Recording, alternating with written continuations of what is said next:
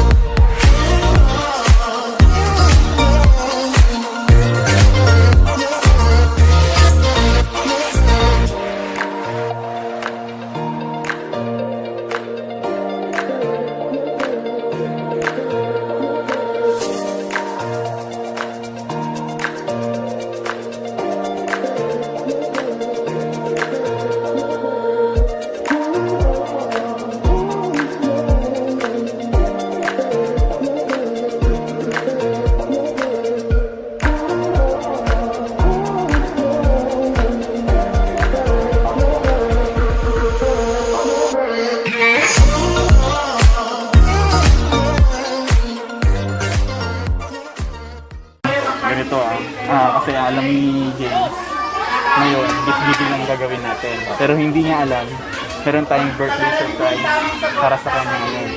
Bali, habang kasalita siya doon, bibigyan natin sa gift. Ano?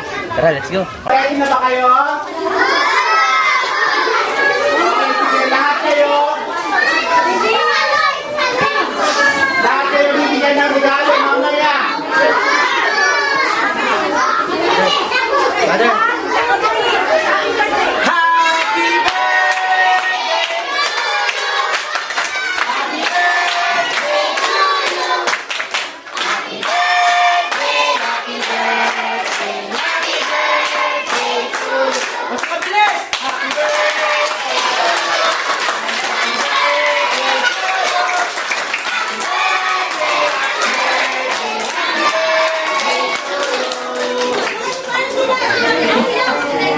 Birthday, Mother!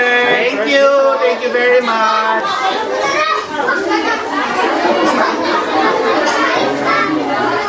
Ano ba wish ko?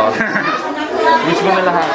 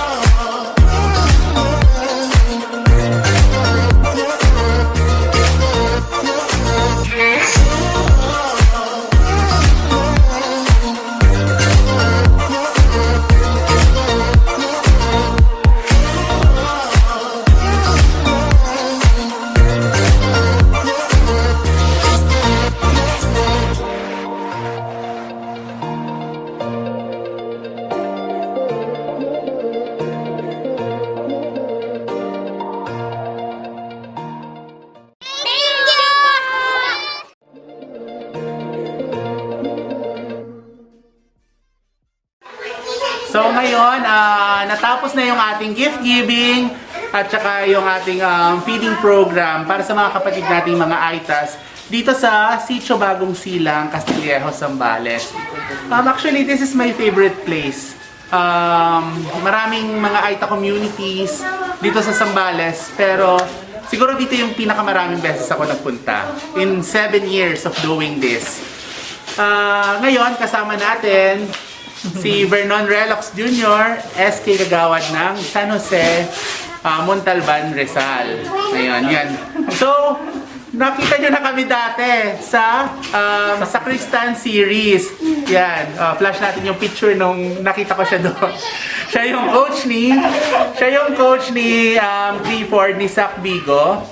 Tapos ako naman yung tatay ni Christian, gay father ni Christian. Anyway, tapos nagkita kami doon. At ngayon nga, kasama ko siya dito sa ating charity event ngayong birthday ko. At birthday din niya on December 5. In collaboration. In collaboration to. So, ito yung tinawag namin sa Puso Project, which is talagang project niya. Sa kanya nagsimula talaga yon. So, mahilig kasing tumulong si SK Kagawad, Vernon Relox. First time niya na tumulong sa Aita community. So, ano yung na-feel mo nung nakita mo yung mga kapatid natin, yung mga kabagis natin? No? Yung nangyari kanina, very satisfying yung yung pagtulong talaga.